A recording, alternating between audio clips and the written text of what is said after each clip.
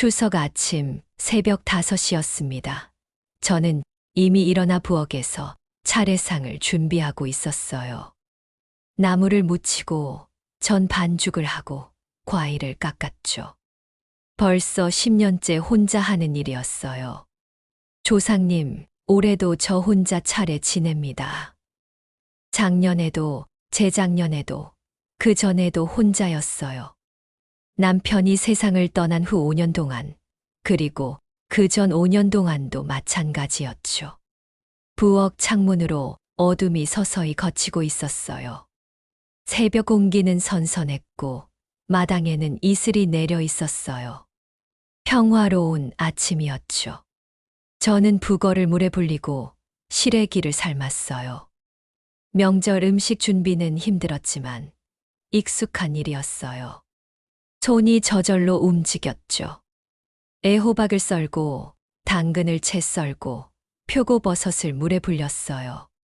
각종 나물들을 양념에 묻히고 전 부칠 준비를 했어요. 거실에는 조상님 사진이 놓여 있었어요. 시아버지, 시할아버지, 그리고 5년 전 세상을 떠난 남편의 사진까지. 여보, 올해도 현수는 안 왔어요. 벌써 10년째예요. 남편 사진을 보며 중얼거렸어요. 대답은 없었지만 혼자 말하는 게 익숙해졌어요. 그때였어요. 대문이 덜컥 열리는 소리가 들렸습니다. 이 새벽에 누가? 마당으로 나가보니 낯선 차 한 대가 서 있었어요. 서울 번호판이었죠. 그리고 그 차에서 내리는 사람을 보는 순간 저는 눈을 의심했습니다. 아들 현수였어요. 그 옆에는 며느리 지혜까지. 어머니, 10년 만이었습니다. 10년 동안 단 한 번도 명절에 찾아오지 않던 아들이 지금 제 앞에 서 있었어요. 제 가슴이 철렁 내려앉았습니다. 반가움보다는 놀라움이 먼저였어요. 다시는 안 볼 줄 알았는데 뜬금없이 나타났으니까요. 현수야, 내가 정말. 제 목소리가 떨렸어요. 어머니, 보고 싶었어요. 현수가 환하게 웃으며 저를 안았어요. 10년 전이 주마등처럼 스쳐 지나갔어요. 현수는 대학을 졸업하고 서울로 올라갔어요. 지혜와 결혼해서 새 삶을 시작한다고 했죠. 어머니, 서울에서 열심히 일할게요. 성공해서 꼭 돌아올게요. 좋은 모습으로 찾아뵐게요. 그때 현수는 26이었어요. 젊고 패기 넘쳤죠. 눈빛은 희망으로 가득했고 웃음도 많았어요. 처음 몇 년은 명절마다 내려왔어요. 설날이면 떡국을 먹으러 왔고 추석이면 차례를 함께 지냈죠. 어머니, 제가 이번에 회사에서 승진했어요. 우리 아들 자랑스럽다. 하지만 시간이 지나면서 점점 뜸해졌어요. 어머니, 일이 너무 바빠서 이번 설날은 못 갈 것 같아요. 명절 연휴에 일이 더 많아서요. 다음에 꼭 갈게요. 4년째 되던 해부터는 아예 오지 않았어요. 전화도 점점 줄었고 문자 답장도 늦어졌죠. 5년째 되던 해 남편이 세상을 떠났어요. 간암이었어요. 병원비가 너무 많이 들어서 평생 모은 돈의 절반이 날아갔죠. 3개월간 병원에 입원해 있다가 결국 돌아가셨어요. 현수야, 아버지가 돌아가셨다. 여러 번 전화를 걸었어요. 처음에는 안 받더니 결국 연결됐어요. 네, 아버지가요? 응, 간암이었어. 장례식이 내일인데 올 수 있니? 긴 침묵이 흘렀어요. 어머니 정말 죄송해요. 제가 지금 정말 중요한 일이 있어서 당장은 못 갈 것 같아요. 그래도 내 아버지 장례식인데. 정말 죄송해요. 꼭 필요한 일이라서요. 나중에 산소에 꼭 찾아뵐게요. 저는 더 이상 말할 수 없었어요. 그래, 알았다. 전화를 끊고 한참을 멍하니 앉아 있었어요. 눈물도 나오지 않았어요. 그저 허탈했죠. 장례식에는 동네 사람들만 왔어요. 친척들, 이웃들, 남편의 옛 친구들. 아들은 어디 갔어? 일이 있어서 못 온대요. 에휴, 그래도 장례식인데. 사람들의 수군거림이 들렸어요. 저는 고개를 들 수 없었어요. 아들 있으나만 하네. 누군가의 말이 가슴에 박혔어요. 그 후로도 5년이 더 지났습니다. 총 10년 긴 세월이었어요.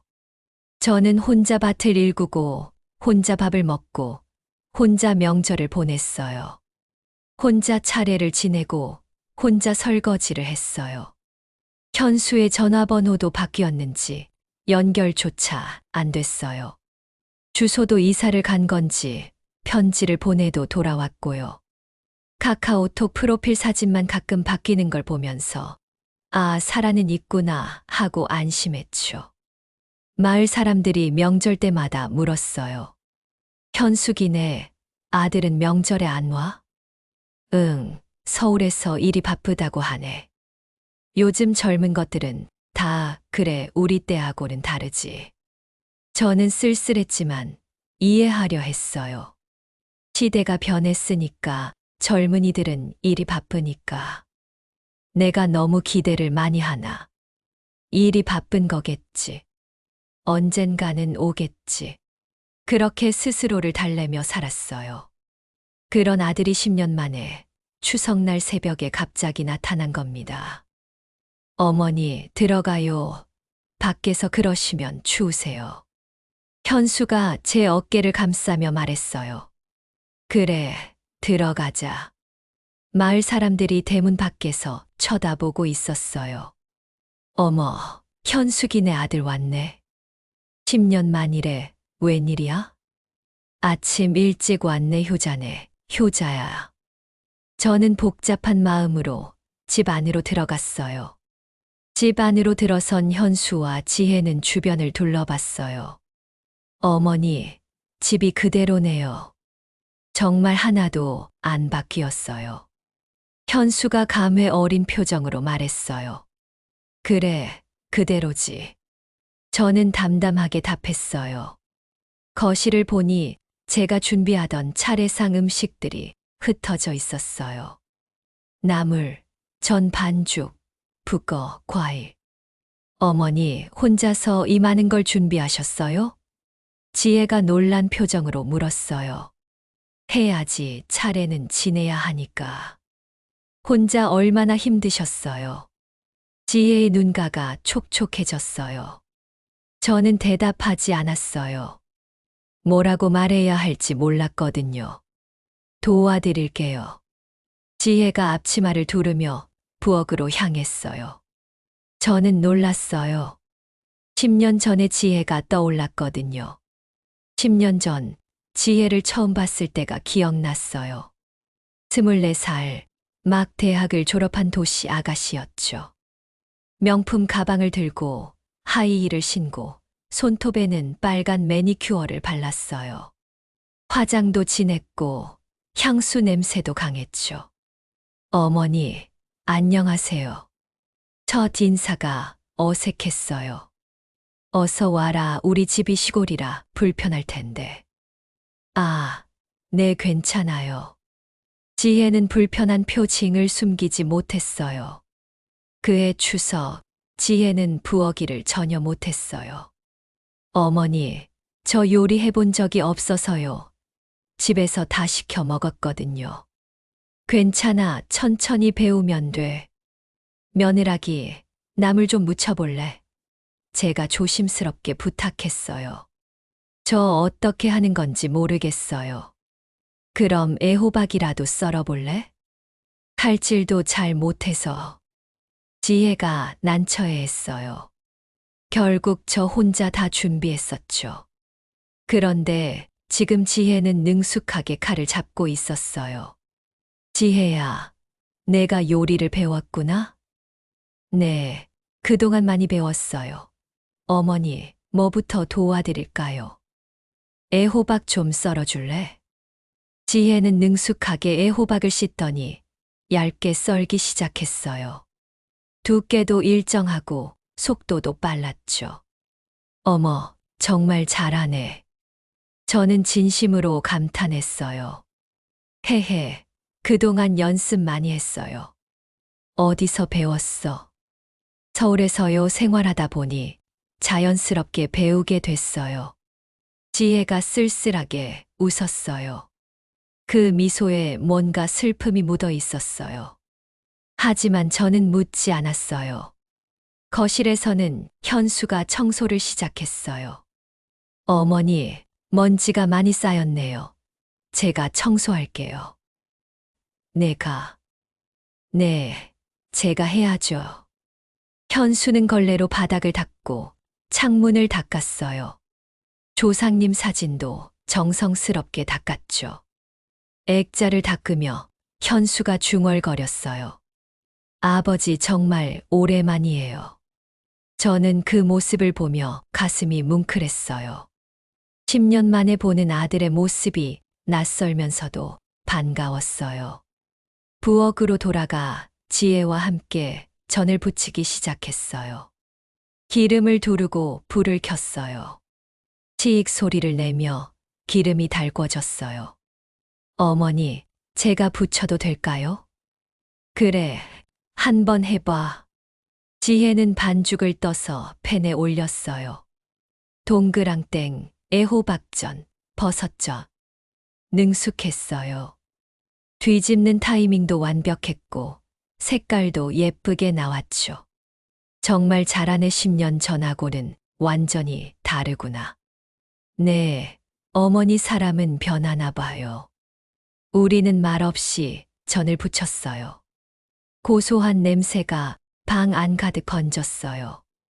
침묵이 흘렀지만 불편하지는 않았어요. 오히려 평화로웠죠. 변했네. 둘 다 많이 변했어. 저는 생각했어요. 오전 내내 준비를 했어요. 나물을 무치고 전을 부치고 과일을 깎고 밥을 지었어요. 현수는 거실 청소를 끝내고 마당도 쓸었어요. 지혜는 부엌에서 저를 도왔고요. 어머니, 물 좀 드세요. 현수가 물을 따라왔어요. 고맙다. 어머니, 쉬시죠. 제가 할게요. 지혜가 말했어요. 괜찮아. 이제 거의 다 끝났어. 정오가 되자 차례상이 완성됐어요. 어머니 정말 대단하세요. 이 많은 걸 매년 혼자 하셨어요. 현수가 물었어요. 응, 해야지. 힘드셨겠어요. 익숙해. 저는 짧게 답했어요. 더 말하면 울 것 같았거든요. 오후가 되자 친척들이 하나둘 모이기 시작했어요. 현수의 사촌 동생 민호가 먼저 왔어요. 현수 형, 민호가 깜짝 놀라며 소리쳤어요. 민호야, 오랜만이다. 형, 진짜 10년 만이네. 어떻게 지냈어? 잘 지냈어. 너도 많이 컸다. 이제 30 넘었지? 응, 작년에 30 됐어. 작은 고모와 큰 고모도 도착했어요. 어머, 현수야. 작은 고모가 놀라며 말했어요. 내가 여기 웬일이야? 고모, 보고 싶었어요. 형님, 아들 와서 정말 좋으시겠어요. 큰 고모가 저를 보며 웃었어요. 그래. 저는 짧게 답했어요. 좋았어요. 하지만 동시에 복잡했어요. 10년 만에 와서 뭐라고 말해야 할지 몰랐거든요. 현수야, 그동안 왜 연락이 없었니? 작은 고모가 날카롭게 물었어요. 현수의 표정이 어두워졌어요. 고모 정말 죄송해요. 저도 여러 가지 사정이 있었어요. 사정, 어머니 혼자 계시는데 무슨 사정이 그렇게 중요해? 아버지 돌아가셨을 때도 안 왔잖니. 장례식에. 현수가 고개를 숙였어요. 정말 죄송했어요. 변명의 여지가 없어요. 됐어. 큰 고모가 말했어요. 지난 일은 지난 일이고 중요한 건 지금이니까 이제라도 왔으면 됐지. 고맙습니다, 고모. 분위기가 조금 무거워졌어요. 저는 얼른 말을 바꿨어요. 자, 다들 앉아서 차례나 지내자. 차례상을 완성하고 모두 앞에 섰어요. 조상님 올해도 차례를 지냅니다. 오늘은 손자 현수도 함께 왔습니다. 절을 했어요. 현수도, 지혜도, 민호도, 고모들도 함께 절했죠. 절을 하면서 저는 눈물이 날 뻔했어요.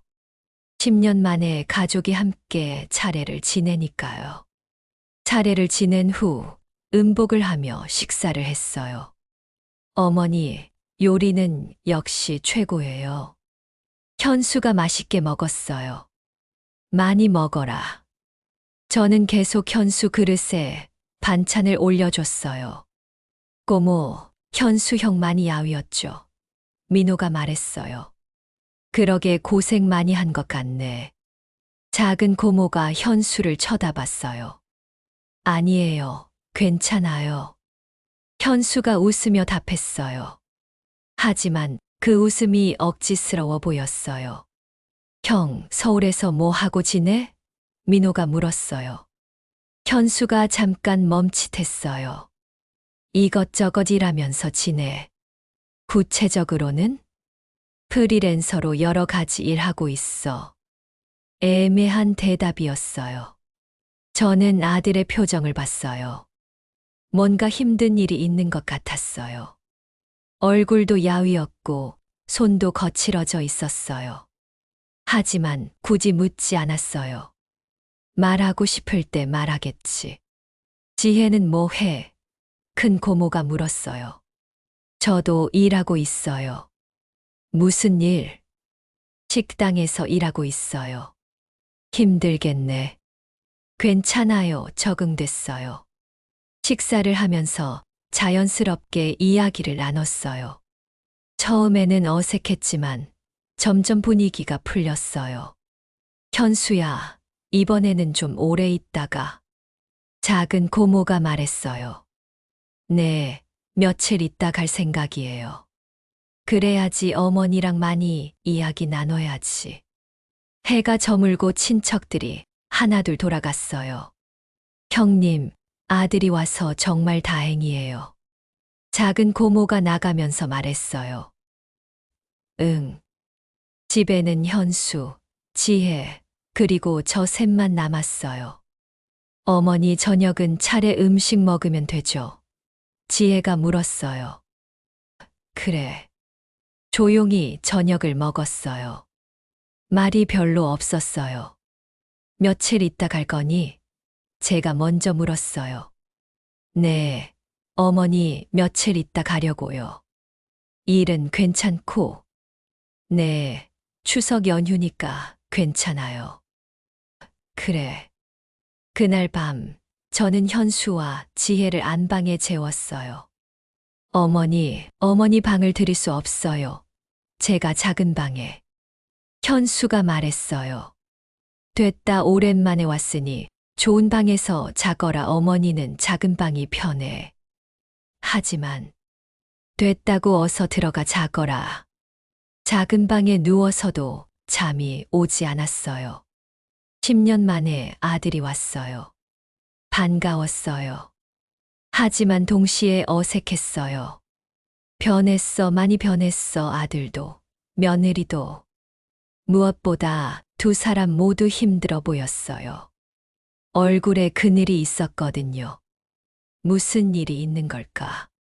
하지만 묻지 않기로 했어요. 말하고 싶을 때 말하겠지. 저는 천천히 잠이 들었어요. 다음 날 아침, 저는 일찍 일어나 아침을 준비했어요. 된장찌개와 김치, 계란말이, 멸치볶음, 김. 푸짐하게 차렸어요.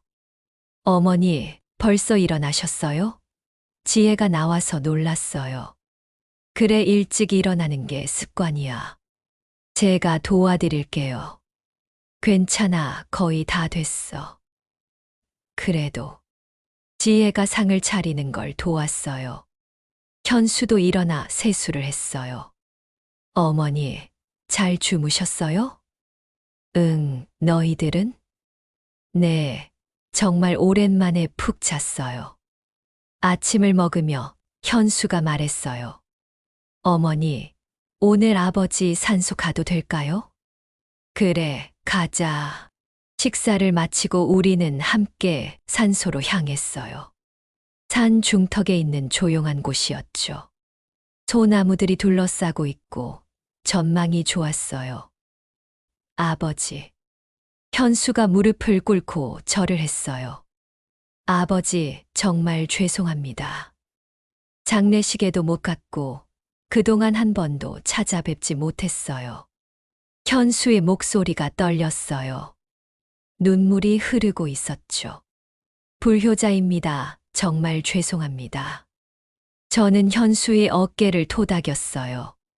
괜찮아, 이제라도 왔잖니. 아버지도 이해하실 거야. 하지만 아버지께 용서 빌어라, 진심으로.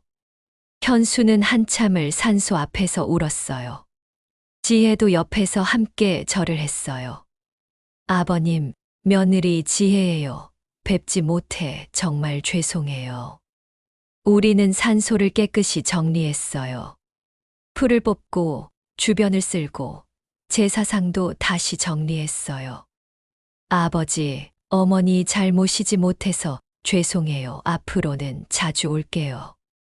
현수가 약속했어요. 산소를 내려와 마을을 한 바퀴 걸었어요. 어머니, 여기 그대로네요. 하나도 안 변했어요. 현수가 감회 어린 표정으로 말했어요. 그래, 시골은 안 바뀌지. 현수가 어렸을 때 놀던 개울, 친구들과 뛰어놀던 골목, 학교 가던 길. 여기서 민호랑 맨날 물장난 쳤었는데. 현수가 웃으며 말했어요. 그래, 너희들 여기서 옷 다 젖혀가지고 오곤 했지. 엄마가 얼마나 혼냈는데. 기억나요. 어머니가 엄청 무서우셨어요. 그럼 빨래가 얼마나 힘든데. 우리는 웃으며 추억을 나눴어요. 마을 슈퍼에 들렀어요. 어머, 현수 아니니? 슈퍼 아주머니가 반가워했어요. 아주머니, 오랜만이에요. 얼마만이냐, 10년은 됐지. 어머니 혼자 계셔서 얼마나 외로웠는데 잘 왔다. 죄송해요. 앞으로 자주 올게요. 그래야지 어머니 잘 모셔야 해. 제 나이 드셨는데. 네, 그렇게 할게요. 집에 돌아와서 점심을 먹고 오후에는 마당에서 이야기를 나눴어요. 어머니, 이 집 참 좋아요. 공기도 맑고 조용하고. 지혜가 말했어요. 시골집이라 불편할 텐데. 아니에요. 오히려 서울보다 훨씬 좋아요. 서울은 너무 시끄럽고 복잡해요. 그래. 네, 사람도 너무 많고 여기가 훨씬 평화로워요. 현수가 옛날 사진첩을 꺼내왔어요. 어머니, 이거 봐요. 제가 어렸을 때 사진이에요. 어머, 이거 내가 5살 때 내 강아지랑 같이 찍은 거. 백구죠? 정말 좋아했었는데. 그래. 너 그게 죽었을 때 얼마나 울었는지 몰라. 우리는 오래된 사진을 보며 웃고 추억을 나눴어요. 이 사진은 초등학교 입학식 날이에요. 지혜가 말했어요. 맞아, 현수가 그날 긴장해서 아침도 제대로 못 먹었어. 정말요? 지혜가 웃었어요. 응, 배 아프다고 난리였어. 어머니, 현수가 부끄러워했어요. 시간이 참 빨리 갔어요. 웃고 이야기하다 보니 어느새 저녁이었어요. 어머니, 오늘 저녁은 제가 할게요. 지혜가 말했어요. 그래, 고맙구나. 지혜는 된장찌개와 고등어구이, 나물들을 준비했어요. 지혜야, 내가 이렇게 요리를 잘하게 됐어. 정말 맛있다. 헤헤, 어머니가 좋아하시면 다행이에요. 우리 며느리 최고야. 저녁을 먹으며 현수가 말했어요. 어머니, 내일은 밭일 좀 도와드려도 될까요? 밭일, 내가, 네, 뭐라도 도와드리고 싶어요. 힘든데. 괜찮아요. 제가 할 수 있어요. 다음 날, 정말로 현수와 지혜는 저를 따라 밭에 나왔어요. 어머니, 뭐부터 하면 돼요? 현수가 물었어요. 저기 배추밭에 김을 좀 매야 하는데. 알겠어요. 현수와 지혜는 열심히 일했어요. 서툴렀지만 정성껏 했어요. 어머니, 이렇게 하는 거 맞아요? 지혜가 물었어요. 그래, 잘하고 있어. 풀은 뿌리까지 뽑아야 해. 네. 땀을 흘리며 일하는 두 사람을 보니 가슴이 뭉클했어요. 점심시간이 되자 저는 밭 한쪽에 돗자리를 깔았어요. 여기 앉아서 쉬면서 먹자. 김밥과 과일, 그리고 보리차를 준비해 왔어요. 우와, 소풍 같아요. 지혜가 좋아했어요. 맛있어요, 어머니. 현수가 김밥을 크게 베어 물었어요. 우리는 밭에 앉아 밥을 먹었어요. 바람이 시원하게 불었고 하늘은 맑았어요. 어머니, 이렇게 있으니까 정말 좋아요. 지혜가 말했어요.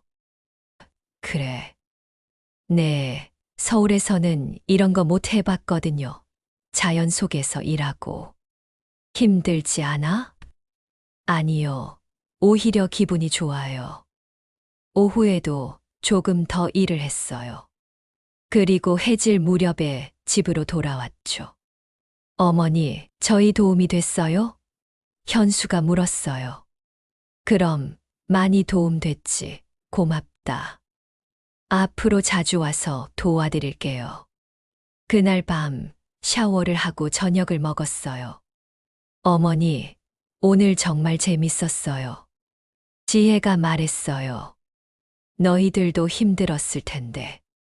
아니에요. 오히려 기분이 좋았어요. 오랜만에 이렇게 땀 흘려서 일했더니 상쾌해요. 이틀 동안은 정말 평화로웠어요. 10년의 공백이 조금씩 채워지는 것 같았어요. 서운했던 마음도 외로웠던 시간도 조금씩 잊혀지는 것 같았죠. 이렇게 계속 평화로우면 얼마나 좋을까. 저는 그렇게 생각했어요. 사흘째 되는 날 저녁이었어요. 저는 지혜와 함께 부엌에서 저녁 준비를 하고 있었어요. 어머니, 전 좀 더 부칠까요? 현수 오빠가 좋아하잖아요. 지혜가 물었어요. 그래, 부치자. 많이 먹더라. 우리는 나란히 서서 전을 부쳤어요. 기름을 두르고 불을 켰어요. 치익 소리를 내며 기름이 달궈졌어요. 며느라기야, 오랜만이다. 내가 이렇게 전 부치니 괜히 든든하구나. 제가 웃으며 말했어요. 지혜도 웃으며 전을 뒤집었어요. 어머니 덕분이에요. 가르쳐 주셔서. 기름이 치익 소리를 내며 튀고 고소한 냄새가 방 안 가득 번졌습니다. 평화로운 순간이었어요. 그때였어요. 지혜가 갑자기 젓가락을 멈추더니 고개를 숙였어요. 어머니, 왜? 무슨 일 있니? 지혜의 목소리가 떨렸어요. 사실, 저희 이번에 그냥 온 게 아니에요. 제 손이 멈췄어요. 가슴이 철렁 내려앉았어요. 무슨 말이니? 지혜가 깊은 한숨을 쉬더니 말했어요. 사업이 망했어요. 5년 전부터 조금씩 기울더니 2년 전에 완전히 무너졌어요. 지혜의 눈에서 눈물이 흘러내렸어요. 빚이 너무 많아요. 직원들 월급도 못 주고 채권자들한테 쫓기고. 그럼 집도 날아가고 차도 압류당했어요. 현수 오빠는 낮에는 택시 운전하고 밤에는 편의점에서 일했어요. 제 손에서 젓가락이 떨어졌어요. 저도 식당에서 설거지하고 청소 일도 했어요. 하지만 빚이 너무 컸어. 그래서 지혜가 고개를 들어 저를 똑바로 봤어요. 이미 시댁집을 담보로 대출을 받았어요. 나는 전을 뒤집던 손을 덜컥 놓아버렸습니다. 불판에 떨어진 전이 타들어가기 시작했어요. 하지만 그것보다 제 속이 먼저 까맣게 타들어갔어요. 뭐라고? 내 집을 담보로 이미 대출을 받았다고. 내 허락도 없이. 제 목소리는 떨렸고 며느리는 고개를 숙인 채 한숨만 내쉬었습니다. 죄송해요, 어머니. 하지만 그때는 정말 급했어요. 빚쟁이들이 매일 찾아오고 법원에서 집을 압류하겠다고. 그때 거실에서 현수가 들어왔어요. 우리의 대화를 듣고 있었던 거죠. 어머니. 현수가 바닥에 무릎을 꿇었어요. 정말 죄송합니다. 3년 전 설날에 잠깐 들렀을 때 어머니 방에서 도장을 몰래 가져갔어요. 제 머리가 하얘졌어요. 2억 5천만 원을 대출받았어요. 은행에 가서 어머니 도장을 위조해서. 위조. 네. 어머니 서명도 제가 따라 썼어요. 방 안이 조용해졌어요. 타는 냄새만 진동했습니다. 그 돈으로 사업을 다시 시작하려고 했는데 실패했어요. 완전히 망했어요. 현수가 울기 시작했어요. 이제 갚을 돈이 없어요. 다음 주까지 갚지 못하면 어머니, 집이 경매로 넘어가요. 지혜가 제 앞에 무릎을 꿇으며 말했어요. 어머니, 한 번만 더 도와주세요. 1억만 더 빌려주시면 빚을 정리할 수 있어요. 1억. 네, 그 돈으로 기존 빚을 갚고 작은 가게라도 시작할 수 있어요. 이미 2억 5천이 있는데 또 1억을? 어머니, 거절하시면. 지혜의 목소리가 차갑게 변했어요. 앞으로 저희는 다시는 찾아오지 않을 겁니다. 그리고 어머니 집도 경매로 넘어갈 거고요. 저는 그제야 모든 걸 깨달았어요. 사흘 동안의 다정함도, 산소 앞에서 흘린 눈물도, 밭에서 함께 일한 것도 모두 이 순간을 위한 준비였다는 걸. 그래서 사흘 동안 잘해준 거구나. 어머니, 그게 아니에요. 현수가 변명했어요. 아버지 산소 앞에서 온 것도 연극이었어. 밭에서 일한 것도. 아니에요. 그건 진심이었어요. 믿을 수 없구나. 타는 냄새가 더 심해졌어요. 검은 연기가 피어올랐죠. 저는 불을 껐어요. 그리고 두 사람을 내려다봤어요. 내일 아침까지 생각해 볼게. 어머니, 지금은 아무 말 하고 싶지 않아. 방으로 들어가 있어. 저는 방으로 들어가 문을 닫았어요. 내장 밤에 추적. 그날 밤 저는 잠을 이룰 수 없었어요. 현수와 지혜는 안방에 있었고 저는 작은 방에 누워 있었죠. 밤 10시쯤 저는 조용히 일어났어요. 안방 쪽에서 소리가 들렸어요. 현수와 지혜가 이야기하고 있었죠. 저는 귀를 기울였어요. 엄마가 응해줄까? 지혜의 목소리. 응해줘야지. 안 그러면 집 날아가는 건데. 우리도 갈 데 없잖아. 그래도 이건 너무한 거 아니야? 3년 전에 이미 몰래 도장 훔쳐간 것도 모자랐어. 시끄러워. 어차피 나중에는 다 내 거 될 집이잖아. 미리 쓰는 거지 뭐. 그 말을 듣는 순간 제 온몸에 소름이 돋았어요. 다 내 거 될 집이라고, 미리 쓰는 거라고? 그래도 어머니 혼자 어디서 사실 건데. 우리랑 같이 살면 되지. 고시원에 같이 살면 돼. 고시원에 어머니를 어쩔 수 없잖아. 우리도 힘든데. 저는 더 이상 들을 수 없어서 거실로 나왔어요. 손이 떨렸지만 서랍장을 열었어요. 깊숙이 숨겨둔 문서함을 꺼냈습니다. 하나하나 확인했어요. 등기부등본을 펼쳤을 때 제 눈앞이 캄캄해졌어요. 낯선 도장이 찍혀 있었어요. 제 이름 옆에 아들의 서명이 함께 있었고 근저당권 설정 금액이 적혀 있었습니다. 2억 5천만 원. 대출 날짜를 보니 정확히 3년 전이었어요. 3년 전 설날 현수가 정말 오랜만에 들렀을 때, 그때 제 방에 혼자 들어갔었죠. 10분 정도 있다가 나왔어요. 그때 도장을 훔쳐간 거였어요. 은행 대출 서류도 있었어요. 제 서명이 되어 있었지만 제가 쓴 게 아니었어요. 인감증명서도 위조됐어요. 머리가 어질어질했습니다. 집이 이미 담보로 잡혀 있었어요. 2억 5천만 원이나. 게다가 1억을 더 달라고 했어요. 저는 서류를 다시 집어넣고 작은 방으로 돌아왔어요. 하지만 잠을 이룰 수 없었어요. 제 도장을 훔쳐가다니. 그것도 3년 전에. 그리고 지금까지 거짓말을 했다니. 사흘 동안 잘해준 것도 모두 계획이었어요. 산소에서 온 것도 바치란 것도 모두 저를 속이기 위한 연극이었던 거예요. 어차피 나중에는 다 내 거 될 집이라고. 현수의 말이 계속 귓가에 맴돌았어요. 그 순간 저는 결심했어요.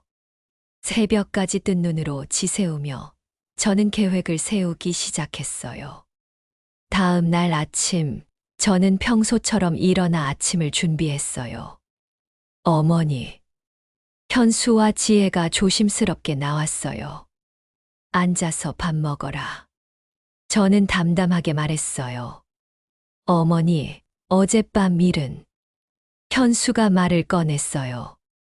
밥 먹고 이야기하자.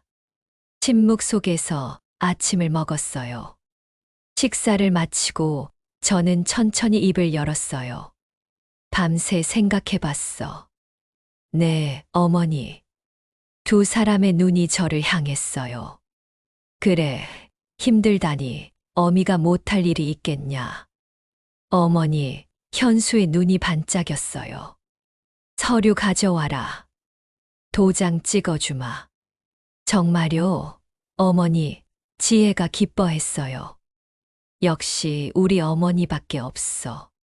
현수가 제 손을 잡았어요. 저는 현수의 손을 물리쳤어요. 하지만 조건이 있다. 조건이요? 은행에 가서 직접 하자. 내가 직접 확인하고 도장 찍어야 마음이 놓이지. 현수와 지혜의 표정이 순간 굳었어요. 그게 굳이 은행까지 가실 필요는. 지혜가 말했어요. 왜? 불편한 거라도 있니? 아니, 그게 아니라 어머니 불편하실까 봐. 괜찮아. 내가 직접 보고 싶어. 1억이 작은 돈이니?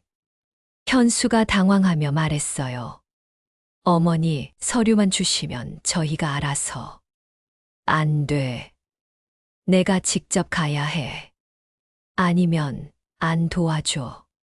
결국 두 사람은 고개를 끄덕일 수밖에 없었어요.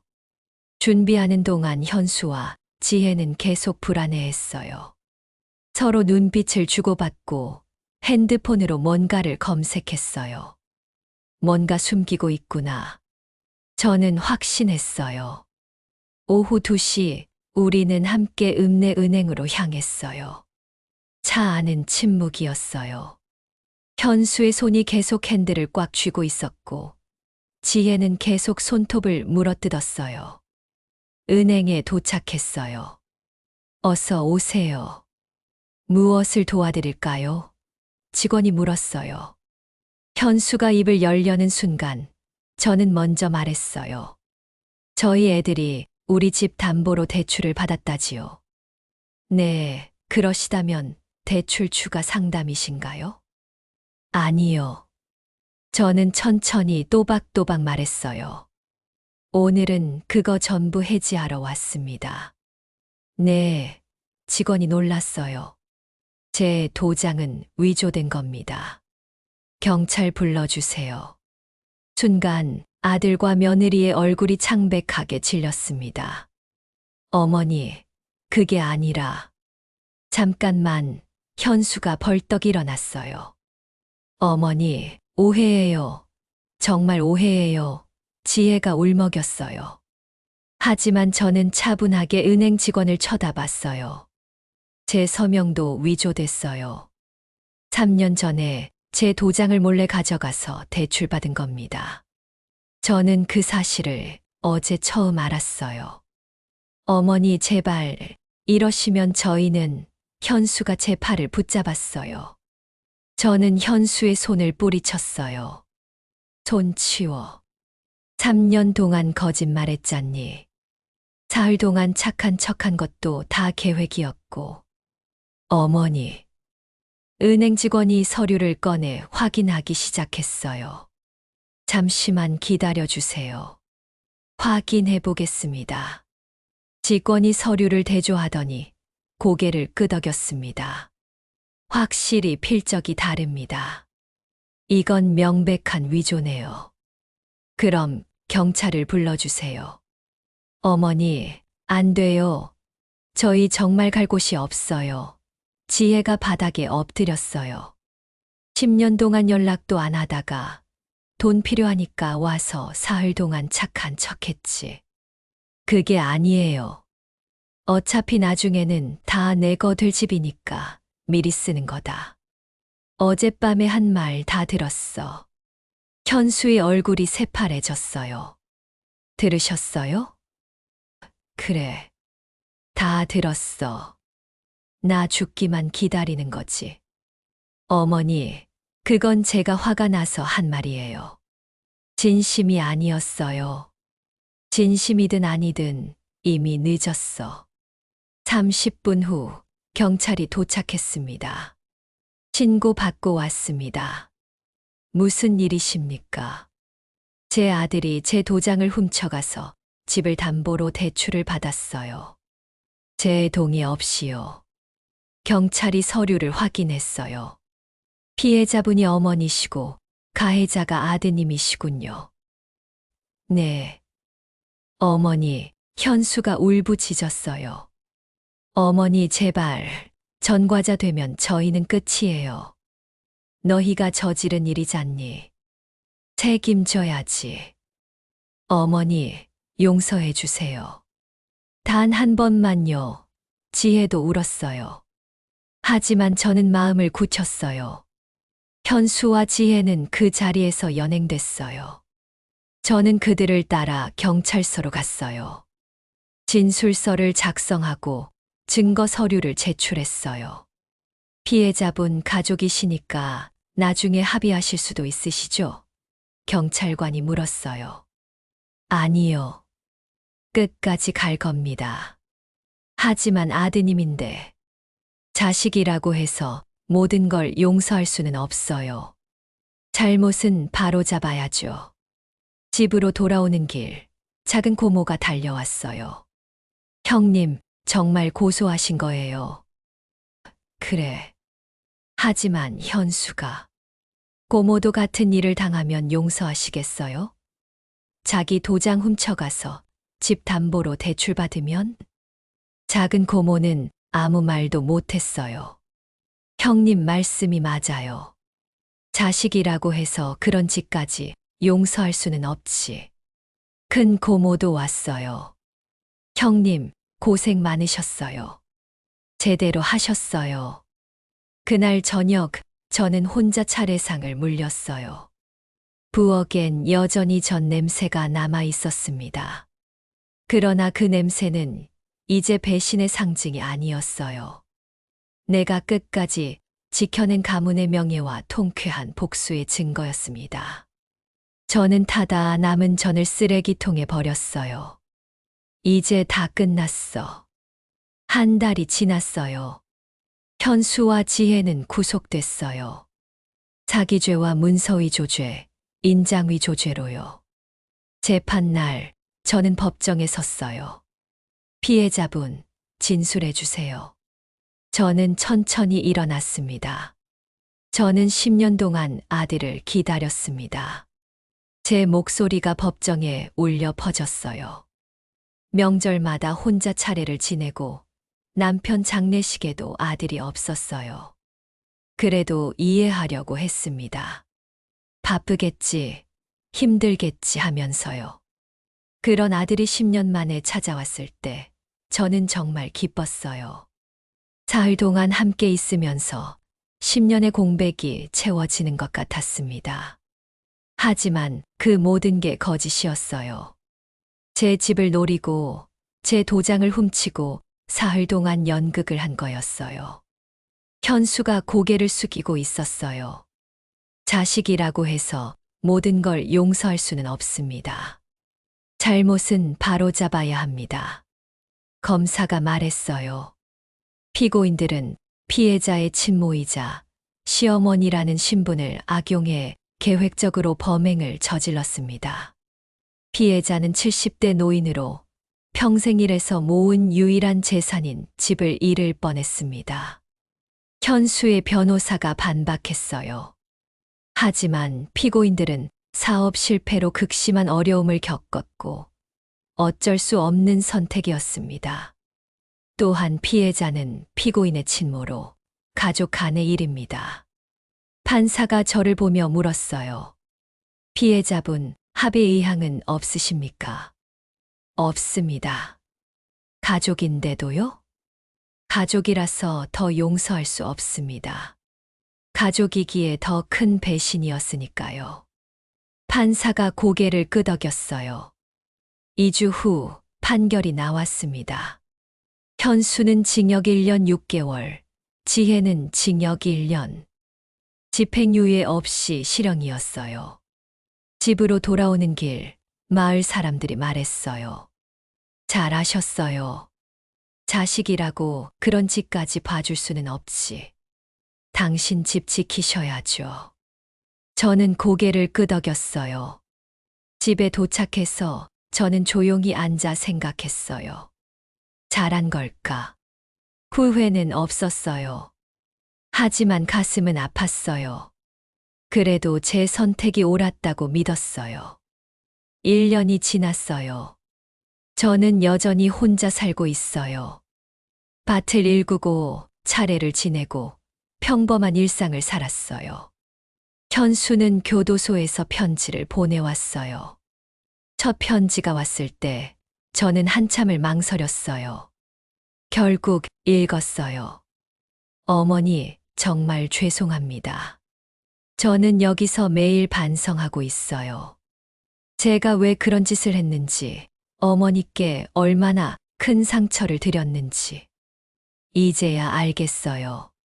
10년 동안 어머니가 얼마나 외로우셨을지, 아버지 장례식 때 얼마나 힘드셨을지.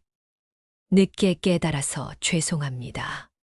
출소하면 다시 찾아뵙겠습니다. 그때는 진짜로 뉘우친 모습으로요. 불효자 현수. 저는 편지를 접었어요. 용서할 수 있을까요? 모르겠어요. 2개월 후 또 편지가 왔어요. 어머니, 저는 여기서 많은 걸 배우고 있어요. 교도소에서 직업훈련을 받고 있어요. 제 과제빵을요. 출소하면 작은 빵집이라도 차리고 싶어요. 그리고 어머니께 빚을 갚고 싶어요. 시간이 걸리겠지만 꼭 갚겠습니다. 현수. 저는 답장을 쓰지 않았어요. 하지만 편지는 계속 읽었어요. 6개월 후 또 편지가 왔어요. 어머니, 지혜가 먼저 출소했어요. 저는 아직 6개월 남았어요. 지혜가 어머니께 찾아가겠다고 했는데 제가 말렸어요. 아직은 얼굴 뵐 자격이 없다고. 어머니, 건강하세요. 현수. 그리고 1년이 지났어요. 어느 날 집 앞에 소포가 하나 왔어요. 보낸 사람은 지혜였어요. 열어보니 편지와 함께 돈 봉투가 있었어요. 어머니, 지혜입니다. 출소한 후 식당에서 일하고 있어요. 월급은 적지만 매달 조금씩 모으고 있어요. 이건 첫 월급에서 모은 50만 원입니다. 적지만 받아주세요. 어머니께 진 빚을 갚는 첫걸음입니다. 현수 오빠는 다음 달에 출소해요. 우리 둘이 열심히 일해서 꼭 갚겠습니다. 정말 죄송했습니다. 지혜. 저는 돈 봉투를 물끄러미 바라봤어요. 50만 원. 2억 5천만 원에 비하면 아주 작은 돈이었어요. 하지만 그 마음만큼은 진심인 것 같았어요. 2년이 지났어요. 현수가 출소한 지 1년이 됐어요. 하지만 저를 찾아오지 않았어요. 대신 매달 편지와 함께 돈이 왔어요. 처음에는 50만 원, 그 다음에는 70만 원, 그리고 100만 원. 어머니, 저는 지금 작은 빵집에서 일하고 있어요. 새벽 4시에 일어나서 빵을 만들어요. 힘들지만 어머니 생각하면 참을 수 있어요. 지혜도 여전히 식당에서 일하고 있고요. 우리 둘이 합쳐서 매달 150만 원씩 모으고 있어요. 2억 5천만 원. 오래 걸리겠지만 꼭 갚겠습니다. 현수. 저는 그 돈을 따로 모아뒀어요. 은행에 저축하면서 생각했어요. 정말 변했나. 어느 추석날이었어요. 저는 혼자 차례를 지내고 있었어요. 대문이 열리는 소리가 들렸어요. 나가보니 현수와 지혜가 서 있었어요. 어머니. 2년 만이었어요. 현수는 많이 야위어 있었어요. 하지만 눈빛은 전과 달랐어요. 더 맑아 보였어요. 들어와라. 어머니, 저희 그냥 인사만 드리러 왔어요. 차례 음식 좀 갖다 드리려고요.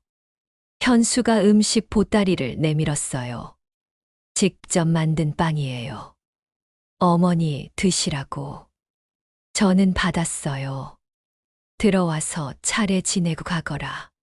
하지만 들어와. 우리는 함께 차례를 지냈어요. 조용했어요. 하지만 어색하지는 않았어요. 어머니, 그동안 잘 지내셨어요? 지혜가 조심스럽게 물었어요. 그래, 잘 지냈어. 저희는 정말 열심히 살고 있어요. 매일 어머니 생각하면서. 알아. 편지 다 읽었어. 정말요. 현수가 놀랐어요. 그래. 답장은 안 했지만 다 읽었어. 현수의 눈에서 눈물이 흘렀어요. 어머니. 정말 죄송했어요. 됐다. 지난 일이야. 용서해 주시는 건가요? 저는 잠시 생각했어요. 용서는 아직 모르겠다. 하지만 너희가 변하려고 노력하는 건 알아. 어머니, 천천히 가자. 시간이 필요해. 그날 우리는 함께 음복을 했어요. 현수가 만든 빵도 먹었어요. 맛있네. 정말요. 어머니 입맛에 맞아요? 그래, 맛있어. 해가 지고 현수와 지혜가 일어났어요. 어머니, 저희 이제 가볼게요. 그래. 다음 달에도 와도 될까요? 저는 잠시 망설였어요.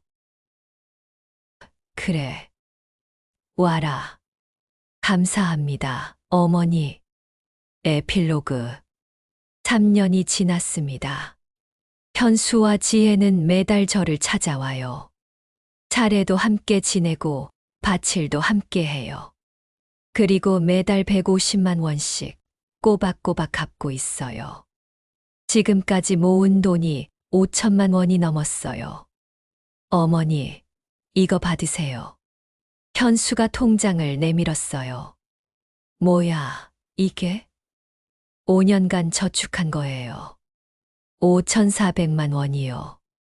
아직 2억이 남았지만 계속 갚을게요. 10년 걸려도 20년 걸려도 꼭 갚겠습니다. 저는 통장을 돌려줬어요. 됐다. 어머니? 너희가 쓰거라. 그 돈으로 빵집 하나 차려. 하지만 조건이 있어. 이 동네에 차려. 그래서 자주 얼굴 보자.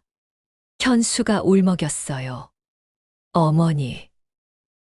그럼 용서는 아직 완전히 못해.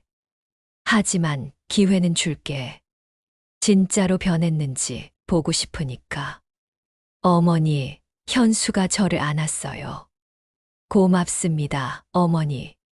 실망시키지 않을게요.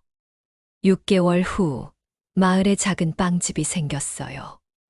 하늘빵집이라는 이름이었어요. 개업식 날 저도 갔어요. 어머니 오셨어요. 현수가 환하게 웃었어요. 응. 첫 손님이세요. 뭐 드릴까요? 크림빵 하나. 네. 빵을 먹으며 저는 생각했어요. 지난 3년이 주마등처럼 스쳐 지나갔어요. 10년 만에 재회, 배신, 복수, 그리고 용서. 쉽지 않은 시간이었어요. 하지만 이제는 조금 마음이 편해졌어요. 어머니, 맛있어요? 지혜가 물었어요. 그래, 맛있어. 다행이다. 어머니 입맛에 맞아서. 저는 빵을 먹으며 창밖을 봤어요. 마을 사람들이 하나둘 빵집에 들어오고 있었어요. 현수야, 잘 됐네. 고마워요, 아저씨. 현수는 밝게 웃으며 빵을 팔고 있었어요. 많이 변했네. 저는 생각했어요. 부엌엔 여전히 전 냄새가 났어요. 아니, 이젠 빵 냄새였죠. 그 냄새는 이제 배신의 상징이 아니었어요. 새로운 시작의 상징이었습니다. 제가 끝까지 지켜낸 것들, 그리고 새로 만들어가는 것들의 증거였어요. 어머니, 내일 저녁 같이 드실래요? 현수가 물었어요. 그래, 좋지. 제가 요리할게요. 지혜가 말했어요. 알았어. 저는 빵집을 나섰어요. 마을 길을 걸으며 저는 하늘을 올려다봤어요. 여보, 잘 지켜봤죠? 우리 현수, 이제 좀 사람 됐어요. 대답은 없었지만 바람이 부드럽게 불었어요. 저는 천천히 집으로 걸어갔어요.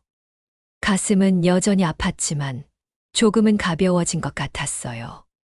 배신의 상처는 쉽게 아물지 않아요. 하지만 시간과 노력이 있다면 언젠가는 치유될 수 있다는 걸 알았어요. 용서는 쉽지 않아요. 하지만 불가능하지도 않아요. 그리고 때로는 두 번째 기회가 첫 번째 기회보다 더 소중할 수도 있다는 걸. 저는 이제 알게 됐어요.